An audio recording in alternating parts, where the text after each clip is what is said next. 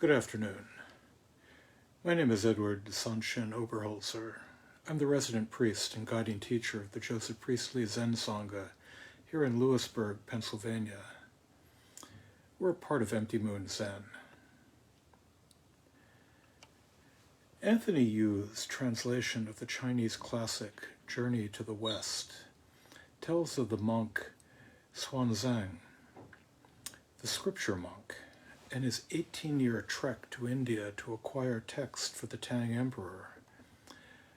Just across the frontier into Central Asia, at the start of his journey, Xuanzang was given a miraculous talisman, a wondrous Dharani to recite in times of need, a Dharani we know as the Heart Sutra. You had only to recite it to escape the dangers a traveling monk would face from demons hungry for his unsullied flesh, the result of many rebirths as a pure, observant Buddhist. The monk often failed to recite the sutra, no doubt to advance the dramatic nature of the plot, and to give the Monkey King, the true hero of the novel, the spotlight. The historic Xuanzang was one of a number of monks who made the arduous journey from China over the Silk Road to India, seeking the sources of Buddhism in the form of Sanskrit and Pali texts that would carry the weight of authenticity for Buddhists back in China. It is interesting that he would rely on the Heart Sutra for protection, given that there is currently a debate as to whether this heart of the Prajnaparamita Sutras was first written in Sanskrit or perhaps written in Chinese and then back-translated into Sanskrit to give it an aura of one of the original sutras, squirreled away in caverns and guarded by nagas or water dragons until the world was ready for their teaching. For decades, I viewed the Heart Sutra exactly as a Dharani. When you get beginning instruction for Zazen, you're told to keep your eyes half closed and to gaze at the floor about 6 feet ahead of you with a soft focus. It was with that soft focus that I held the Heart Sutra, the same soft focus with which I held, as a child, the texts of my Christian upbringing. I recited them then, without really paying much attention to the words, just as I chanted the Heart Sutra. It was simply something that was deeply comforting, but just a spell, just a Dharani. But there is so much more to it. The sutra isn't long. It's just some 270 characters or so. But there's a fair amount to unpack, beginning with the first sentence, the heart of the Heart Sutra. Hillel the Elder once laid out the golden rule and noted that it was the whole of the Torah, that everything else was just commentary. He might have been speaking about the first sentence of the Heart Sutra, which goes, Avalokiteshvara Bodhisattva, when deeply practicing Prajna Paramita, clearly saw that all 5 aggregates are empty, and thus relieved all suffering. We start with Avalokiteshvara Bodhisattva, he who looks down and hears the cries of the world. Who better to relieve all that suffering? Unlike most sutras of which I'm aware, this sutra was narrated by someone other than the Buddha. A later, somewhat expanded version of the Heart Sutra corrects this, adding a kind of frame tale which allows the Buddha his voice, perhaps an attempt, like the possible back translation into Sanskrit, to add an air of legitimacy. But how could we possibly need to add anything to this? The Bodhisattva, and here I invite you all Bodhisattvas, to stand in his or her place and deeply practice Prajna Paramita, that perfection of wisdom, our own practice of sitting down, shutting up, and paying attention. Nothing else, no magic, just this together with Avalokiteshvara. Do this, and you and all beings will clearly see that all five aggregates are empty. I like the word skanda here. The idea that I'm composed of skandhas, the Sanskrit for heaps, fits exactly what I experience. My rational side watches in amused horror as emotions well up. Seemingly in a different part of my mind, I find memories poking out of drawers I haven't opened in ages and forgot existed. It's striking that the brain seems to consist of aggregates of cells which create a visual field by assembling it from parts cobbled together.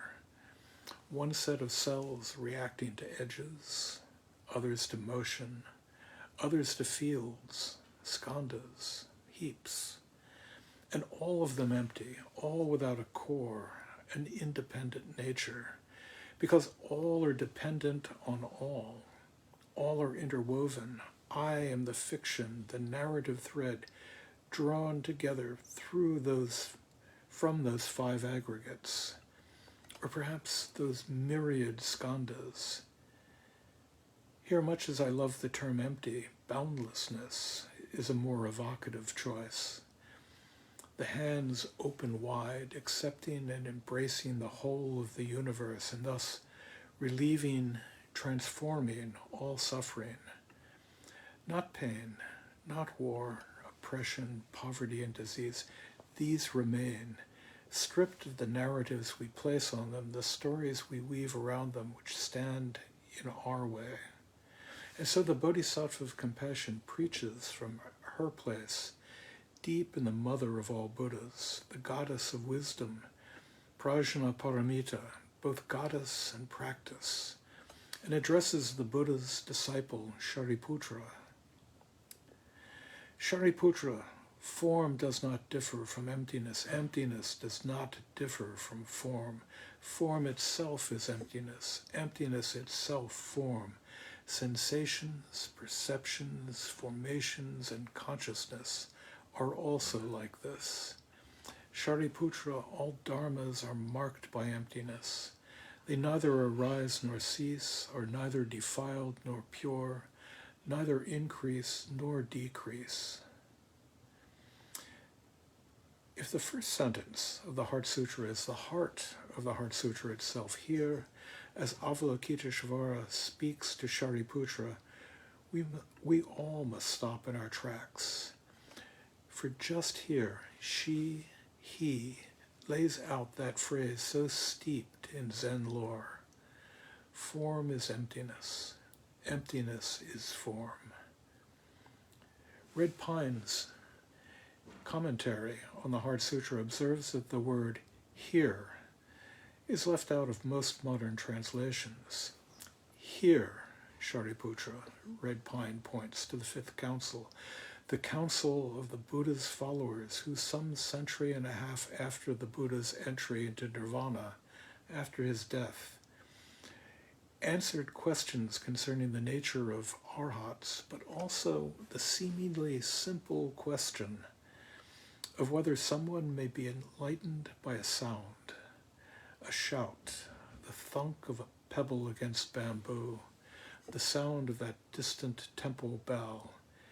In answering yes, the council could be said to have started Buddhism on the road to the Mahayana, acknowledging that you might be enlightened not just through years of monastic practice, but also by simply hearing a turning word, hear, a turning sound, and so opening the practice to householders, to anyone who might hear. There were two early disciples of the Buddha, old friends and seekers of the way, Shariputra and Moggallana.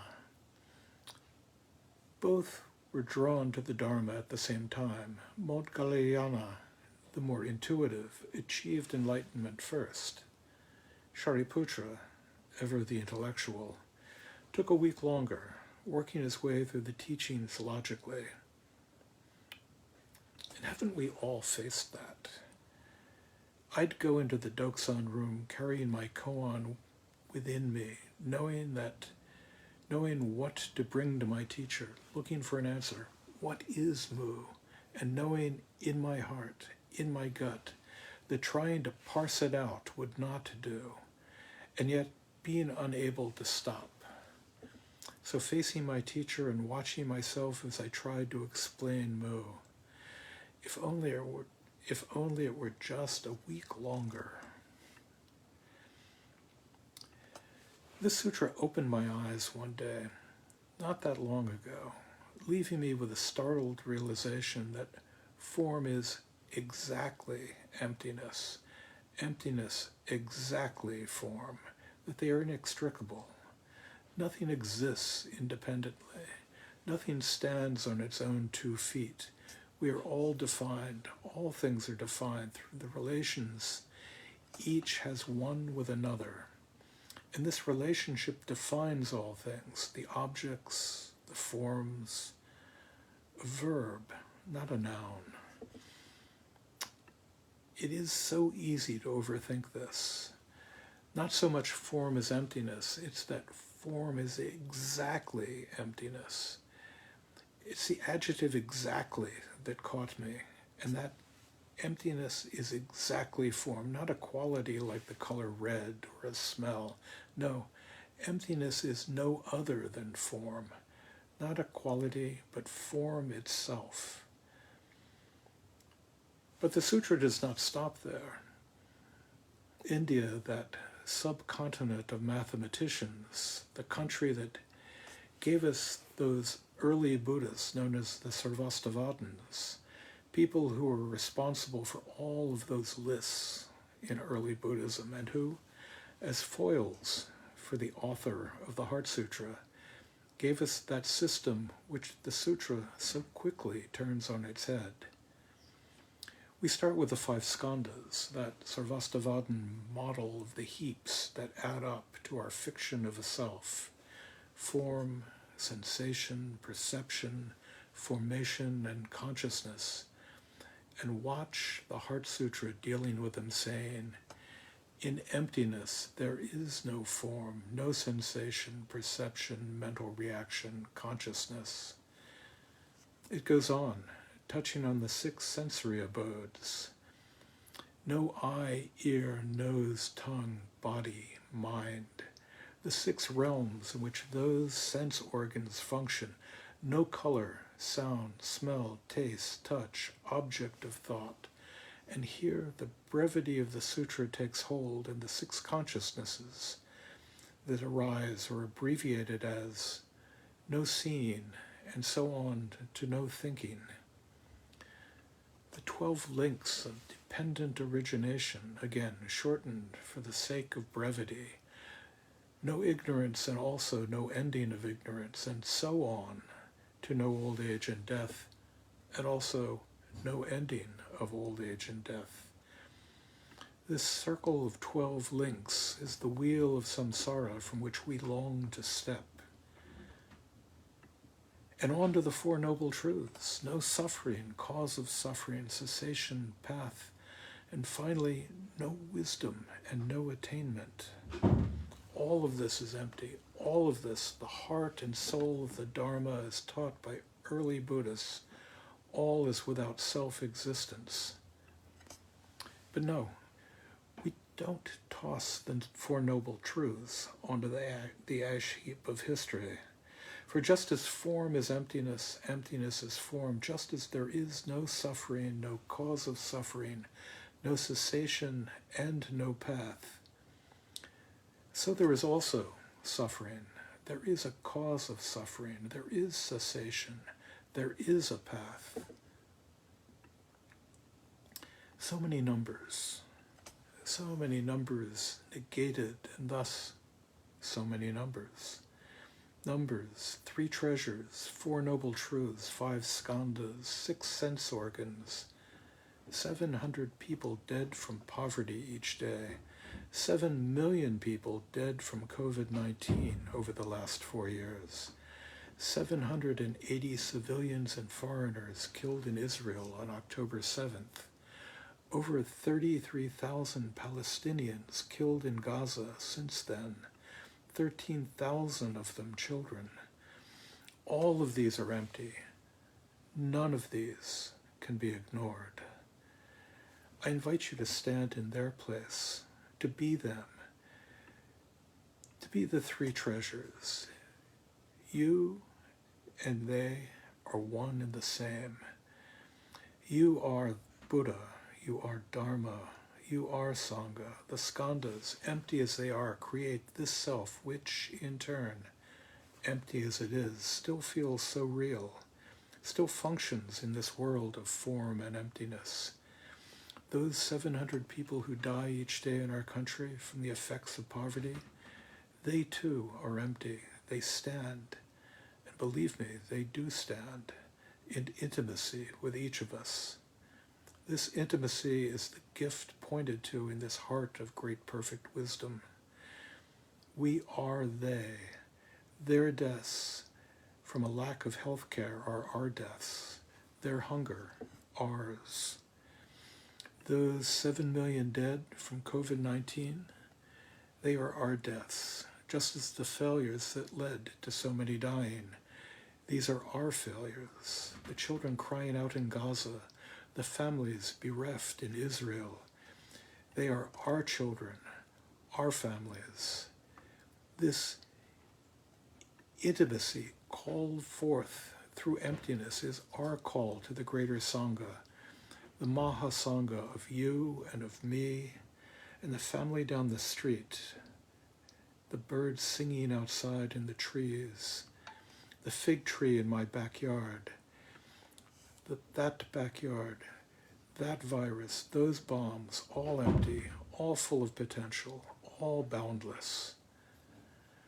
All that is in a constant state of interdependence, a dance. And all things are the dance. The dance is all things. The whirling, the spinning, the pirouettes, the stumbling. How can it be pure or impure? Thank you.